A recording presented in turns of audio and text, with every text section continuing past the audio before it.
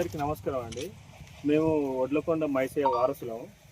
మా మైసయ్యకు 5 కొడుకులు ఉంటారు.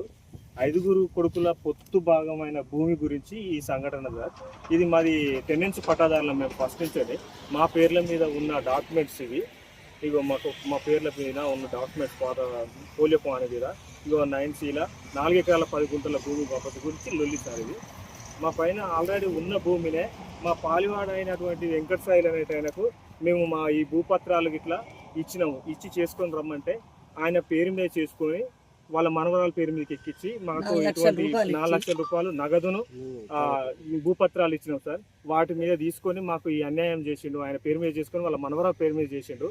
అలాగే ఇంతకుముందు మాకు మొత్తం ఉన్న భూమిలో మేము సగ భాగం కూడా ఈ ఊర్లో ఉన్న అతనికి ఇంతకుముందు తుర్కైనకు కొంత అమ్మడం జరిగింది. దానివల్ల బత్తలేక తీసుకున్నాడు. ఆయన భాగంలో మాకు మిగతా డబ్బులు కూడా మాకు ఇచ్చారు.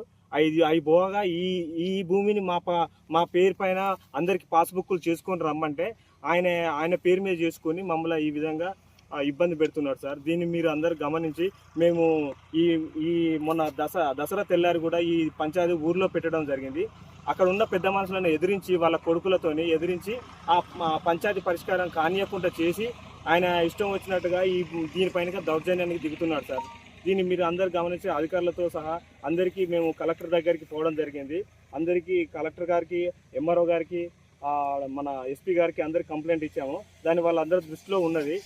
ఇది ఆల్రెడీ పంచాయతీ అందరి ఊర్లో పెద్ద మనుషుల సమక్షం జరుగుతుండగానే వీళ్ళు దీనిపైన దాడికి వస్తున్నారు. దీన్ని మేము అడ్డుకున్నాము.